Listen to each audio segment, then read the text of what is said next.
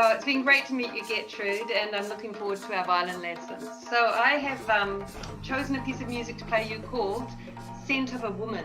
It's the theme from a movie with Al Pacino. And if you think about what is the scent of a woman, what's a scent? It's a distinctive smell. A tracking dog will go for a scent. My mother used to wear a scent called 4711. It was well before the days of Charlie, if anyone remembers that. Another word for scent is essence. If you think, Charlene, of your beautiful bark flower essences, it's a botanical. There's a core to that botanical that has healing properties. And essence is the essential part of something. So how would you describe the essence of a woman? Well, in India, the India Times described the essence of a woman as the very existence of nature. They say she is Shakti and the very embodiment of supreme energy.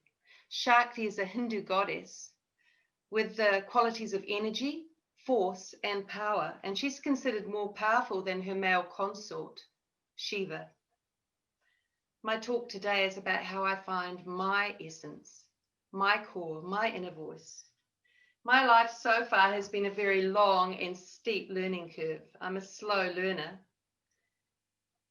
But I have recently found my own way of connecting with my own intuition and my own sense of knowing where to go and when to go. 30 years ago, I first read the book called Women Who Run with the Wolves, Myths and Stories of the Wild Woman Archetype. Now, the author, Clarissa Pinkola Estes, she says, practice listening to your own intuition, your inner voice. Ask questions, be curious.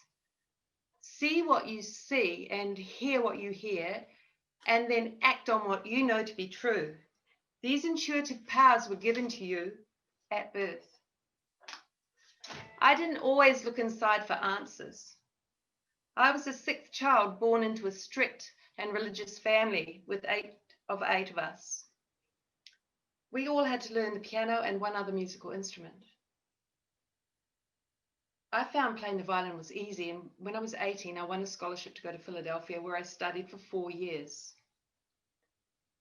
After that, I returned to New Zealand, where I was in the national concerto competition here, and I practiced harder than I ever had before. There were 3 of us in the final round. We all had to play concerto with the Christchurch Symphony, and I had memorized a 20-minute concerto. I was out there in front of the orchestra playing. And the last movement was very fast, incredibly fast. And I got this rush of adrenaline as I was playing. I felt like I was actually going to fall over. I made it through. And when they announced that I was winner of first prize, I was just amazed, disbelieving, because I've never, ever won anything except a colouring in competition when I was at primary school. But I never won a raffle, nothing. So I was pretty excited, and then a few weeks later I was on a plane to New York. I was going there to study graduate studies. I was feeling really confident, ambitious. I was young, talented. I had the world at my feet. So I arrive in New York on a really cold, miserable, bleak morning in winter. And it's the red-eye flight that comes across from LA, full of suits. 2 businessmen approached me at the carousel. I had a musical instrument with me. I looked like a young international student. And they chatted to me and offered me a lift into Manhattan. And I was like, it's probably a bit risky, but I've been worrying about how I was going to navigate the subway into Manhattan. And so I accepted. And these 2 men were about the age of my father. And luckily for me, they were true to their word, and they dropped me in their limousine to the front of the school. So I was still feeling pretty amazing, even though I was really tired. I never sleep on planes. And then I go up these really imposing steps into the school, which is a Gothic style building with ornate carved hallways, woodwork. And I noticed that already there's furniture and chairs stacked in the hall. And it looks like they're moving. They were moving. They were moving that week from the east side to the upper west side of Manhattan, so the school was really in chaos. And when I went to the reception, they were not expecting me. So that was a really devastating blow. And I asked them to contact my teacher, who I'd studied with in Philadelphia, and I'd stayed with her before. And they said, sorry, but she's not here, she's in Germany. So I didn't know where I was going to be staying. I had my things with me. I was super tired, and I was pretty tearful. The lady sent me upstairs to do a solfège test to place me in the right theory class. Well, I was distressed and crying, tears were rolling down my cheeks, and I couldn't concentrate. I couldn't complete the test. And so I left, and the reception staff were a little bit, they were too preoccupied with the school move, and so I don't think they even knew where New Zealand was or how far I'd come. And in those days, it was 1984. Planes took forever, and you had to stop. You had to stop in Hawaii to refuel and things like that. So I was jet lagged and really homesick, and it was time for me to just sleep. So I went and found a budget hotel, and I went into this hotel. My room was brown.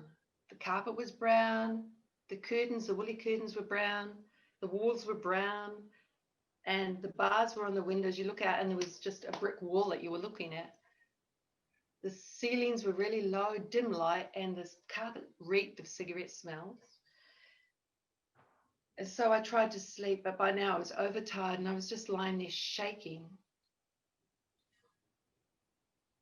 Tried to sleep, and in the middle of the night I was just lying there thinking, I don't even know why I'm here. Everyone I loved was on the other side of the world. I didn't even know if I wanted to go to that school anymore. Who cared? I hated it. And I woke up and I got out of bed and all these cockroaches scattered. I thought, I'm out of here. I packed up my bag and I just couldn't wait to escape. I'd made that decision. I wasn't going. I was getting out of there. And I dragged my stuff out. I got on that old-fashioned lift with those iron concertina doors and sneaked past the concierge, and I got to the Greyhound bus station. I went to the bus station, caught a bus to Philadelphia and stayed with friends. I never went back to that school, and I never took up the scholarship to study in New York. I remember clearly a few weeks later when I walked into my parents' kitchen.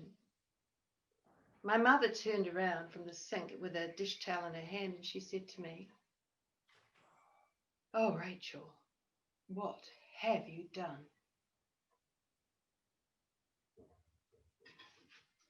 A few years before that, I was living in Philadelphia. I was living in a house for old men. It was a brownstone, 4 stories, and the housekeeper, she didn't want me to stay because she didn't have a bathroom for me, but she took pity on me and said I could share her bathroom. So these old guys would wait on the stoop for me to come home from music school, and they would be smoking and chatting. There was one of them that I got to know in particular. He was an old retired sailor called Mike. And he looked a bit like Popeye. He was small and wizened. He had a bed sit on the top floor, just like I did, and we made friends. I remember sometimes I would have breakfast with him. I'd sit on the end of his bed, and the window, if you pulled it up, you could feed the squirrels underneath because we were as high as the trees up there.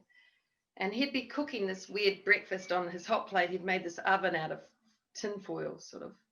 And we'd watch Good Morning America, Phil Donahue. And he'd tell me these stories. Because he had been in the Navy, he'd traveled a lot. And one of these stories really stuck in my mind. I'm going to tell it to you. There was once a small musk deer. One day, the little deer was out frolicking and playing up in the mountains when he caught a trace of a perfume on the breeze. It was intoxicating. And he thought, somehow familiar. I really want to smell that smell again. And he became obsessed with finding the source of that perfume. So he hunted high and low. He was unable to eat or sleep, and he continued to chase around the mountains looking for that intoxicating smell. One day, in his disheveled state and exhausted, he slipped and fell down a ravine. And as he fell, he ripped the musk oil sack in front. His little hairy pouch just below the navel. And as he slipped down the ravine, this ripped on rocks. It opened, the musk oil came out, and this pungent odor filled his nostrils. And as he's lying there, mortally wounded on the rock, he recognizes that smell was the very smell he'd been hunting for his whole life. He didn't recognize his own unique essence until it was too late. Do you notice your own uniqueness? Do you notice your own essence? Do you see your own power, and do you use it? In my life, there have been so many times that I've become disoriented and confused, and I haven't known which way to go. That was just one of the times. If I could have stopped going round and round in circles and have just stopped and thought about it, I'd be able to find my center. I made a big mistake back there when I was in New York, and I spent the rest of that year punishing myself for it. But with time, I've seen it differently, and I can accept it and forgive myself. Fortunately for me, a year later, I was back studying in Indiana with my teacher, and I continued my studies. Like the musk deer, each of us has a unique and powerful essence that's the most authentic and magical part of ourselves. And when you connect with your inner essence, you become clear about what to do next.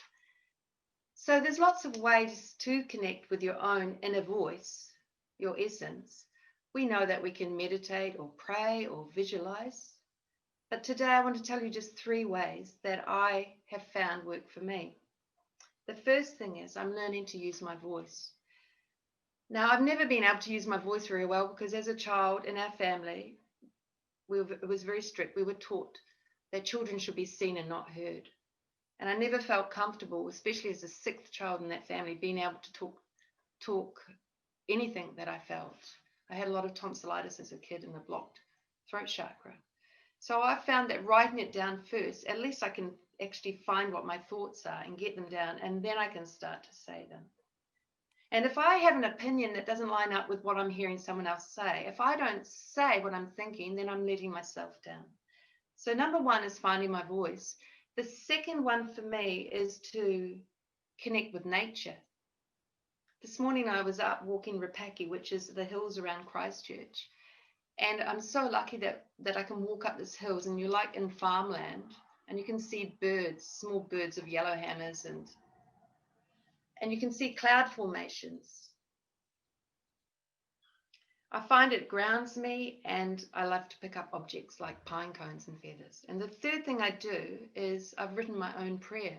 I wrote it actually about 12 years ago when I went to Australia. It's about 100 words long, and I repeat it 3 times. And I find that I'll have a trigger. For me in Sydney, I always used to get off the bus at Lane Cove, and it was that amount of time walking from Lane Cove to the school I was teaching at. I'd repeat it in my head 3 times. And so I always had that time that I said it. And it's interesting because I haven't changed many of the words in it in 12 years. It was quite a powerful, inspiring prayer. And I can see how things are starting to come into play in that prayer. And then I've had to change words to keep it really like a manifestation prayer. So thank you for listening to me. And I hope that this message of essence is a reminder that the answers that we seek are inside of ourselves. And when you finally connect with the essence, the great bonus of it is that you unlock your creativity and your own creative power. So the next time you face a tricky decision or a moment of crisis, you have to stop, listen to your inner voice, your essence, because the answer is right there, like essence under your nose.